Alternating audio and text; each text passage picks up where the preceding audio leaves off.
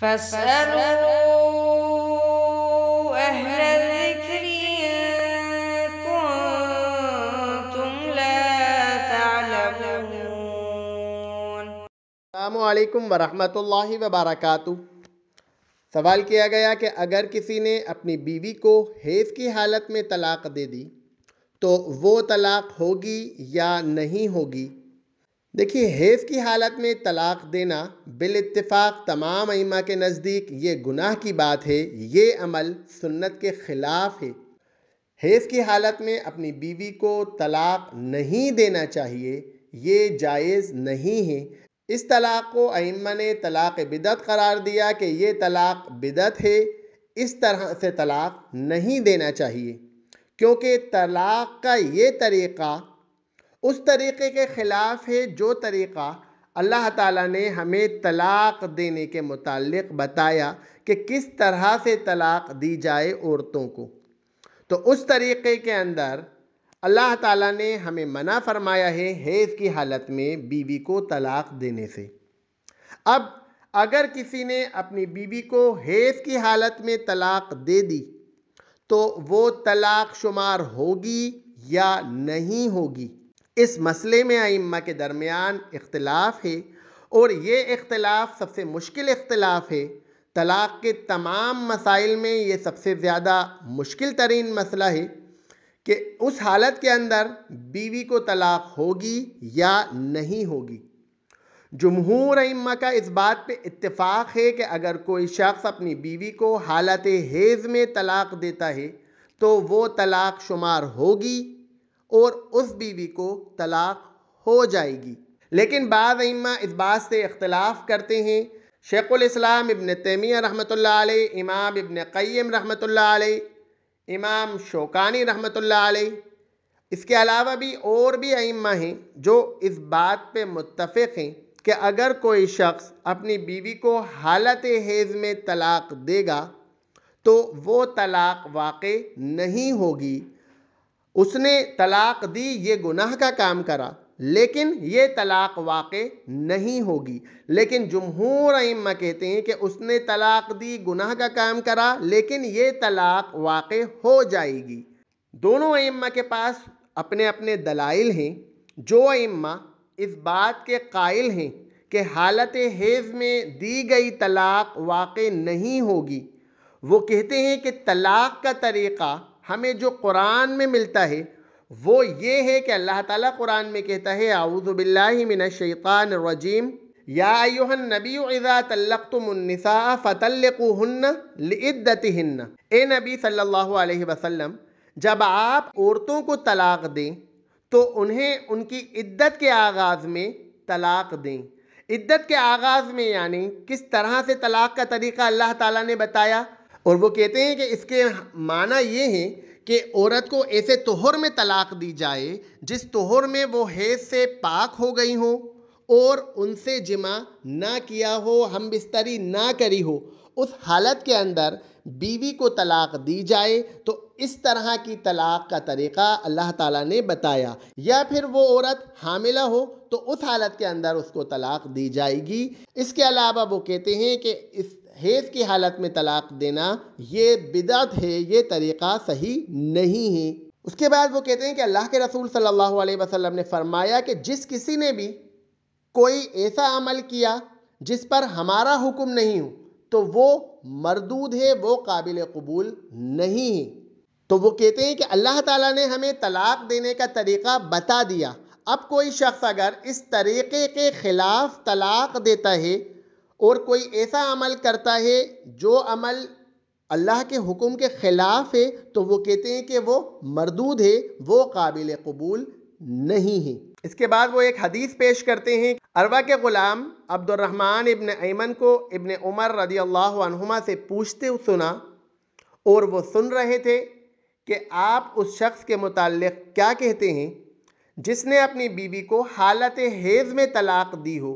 تو انہوں نے جواب دیا کہ عبداللہ ابن عمر رضی اللہ عنہما نے رسول اللہ صلی اللہ علیہ وسلم کے زمانے میں اپنی بیوی کو حالت حیض میں طلاق دی۔ تو عمر رضی اللہ عنہ نے اللہ کے رسول صلی اللہ علیہ وسلم سے پوچھا اور کہا کہ عبداللہ ابن عمر رضی اللہ عنہ نے اپنی بیوی کو حالت حیض میں طلاق دے دی۔ تو عبداللہ ابن عمر رضی اللہ عنہ کہتے ہیں تو آپ صلی اللہ علیہ وسلم نے اس عورت کو مجھ پر لوٹا دیا اور اس طلاق کو شمار نہیں کیا، اور فرمایا جب وہ پاک ہو جائے تو وہ طلاق دے یا اسے روک لے۔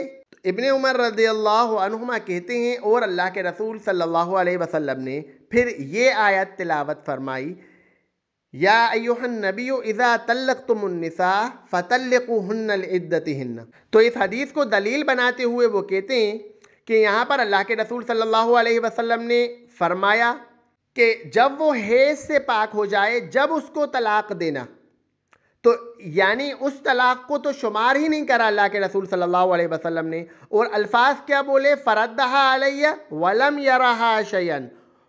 اللہ کے رسول صلی اللہ علیہ وسلم نے اس عورت کو مجھ پر لوٹا دیا اور اس کو کچھ نہیں جانا، یعنی میری جو طلاق تھی اس کو کچھ نہیں جانا۔ تو اس الفاظوں سے وہ کہتے ہیں کہ اللہ کے رسول صلی اللہ علیہ وسلم نے پھر بعد میں حکم دیا کہ جب حیض سے پاک ہو جائیں تب اس کو طلاق دینا۔ تو وہ کہتے ہیں کہ اگر اس طلاق کو اللہ کے رسول صلی اللہ علیہ وسلم شمار کرتے تو پھر اللہ کے رسول صلی اللہ علیہ وسلم دوبارہ طلاق دینے کا حکم نہیں دیتے، کیونکہ کوئی شخص اگر اپنی بیوی کو ایک ہی بار طلاق دے گا تو وہ طلاق شمار ہو جائے گی اس کی۔ بیوی سے الگ ہونے کے لیے ضروری نہیں ہے کہ اس کو ایک ساتھ 3 طلاقیں دی جائیں یا 3 بار طلاق دی جائے، ایک طلاق سے بھی دونوں کے درمیان جدائی ڈل سکتی ہے۔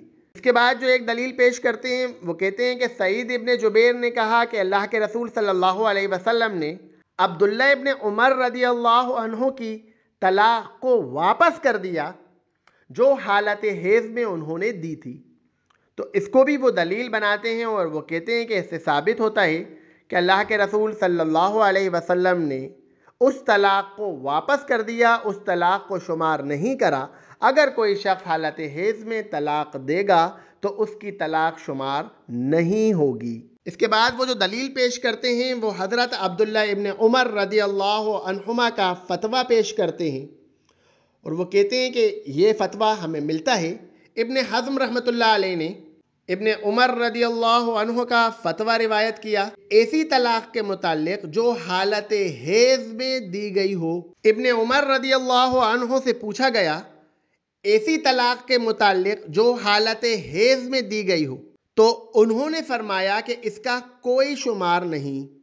تو اس کو بھی وہ دلیل بناتے ہیں اور وہ کہتے ہیں کہ خود ابن عمر رضی اللہ عنہ کی بات ہمیں ملتی ہے کہ اس کا کوئی شمار نہیں ہے۔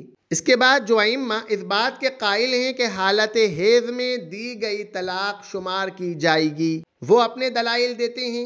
سب سے پہلے وہ اسی حدیث کو پیش کرتے ہیں حضرت عبداللہ ابن عمر رضی اللہ عنہ کی، جس میں اللہ کے رسول صلی اللہ علیہ وسلم نے ان کو دوبارہ طلاق دینے کا حکم دیا۔ تو وہ حدیث ہمیں بخاری میں دوسرے الفاظوں سے ملتی ہے۔ اللہ کے رسول صلی اللہ علیہ وسلم نے اس میں ان کو رجوع کرنے کا حکم دیا۔ تو وہ کہتے ہیں کہ جب طلاق ہو گئی جبھی تو اللہ کے رسول صلی اللہ علیہ وسلم نے رجوع کا حکم دیا۔ اگر طلاق نہیں ہوتی تو اللہ کے رسول صلی اللہ علیہ وسلم رجوع کا حکم کیوں دیتے؟ رجوع کا حکم دینے کا مطلب ہی یہی ہے کہ طلاق کو شمار کر لیا گیا۔ اب جو ائمہ اس بات کے قائل ہیں کہ وہ طلاق واقع نہیں ہوگی، وہ اس حدیث کا جواب دیتے ہیں اور وہ کہتے ہیں کہ یہاں جو رجوع کا حکم ہے وہ اللہ کے رسول صلی اللہ علیہ وسلم نے رجوع سے مراد وہ رجوع نہیں لیا جو فقہا کے نزدیک رجوع ہے۔ اللہ کے رسول صلی اللہ علیہ وسلم کے نزدیک رجوع کا معاملہ معنی الگ تھا اور فقہا کے نزدیک رجوع کا معنی الگ ہے۔ اس کے بعد وہ دوسری دلیل پیش کرتے ہیں، خود ابن عمر رضی اللہ عنہ کا ایک اور فتویٰ ہمیں ملتا ہے جس میں ابن عمر رضی اللہ عنہ کہتے ہیں انہوں نے حالت حیض میں جو طلاق دی تھی اس کو شمار کیا گیا۔ تو اس بات کو بھی وہ دلیل بناتے ہیں اور وہ کہتے ہیں کہ حالت حیض میں دی گئی طلاق شمار ہوگی۔ اس کے علاوہ بھی اور بھی دلائل ہیں دونوں ائمہ کے پاس۔ جو ائمہ اس بات کے قائل ہیں کہ حالت حیض میں دی گئی طلاق شمار ہوگی، ان کے پاس ان کے دلائل ہیں۔ جو ائمہ اس بات کے قائل ہیں کہ حالت حیض میں دی گئی طلاق شمار نہیں ہوگی، ان کے پاس ان کے دلائل ہیں، لیکن وہ دلائل بہت باریک ہیں، بہت سمجھنے والے ہیں۔ عوام کے لیے اس کو سمجھنا مشکل ہے، لیکن ایک عالم کے لیے اس کو سمجھنا آسان ہے، عالم اس کو سمجھ سکتا ہے۔ تو دونوں ائمہ کے پاس دونوں کے دلائل ہیں، حالت حیض میں دی گئی طلاق شمار ہوگی یا نہیں ہوگی۔ وآخر دعوانا ان الحمد للہ رب العالمین۔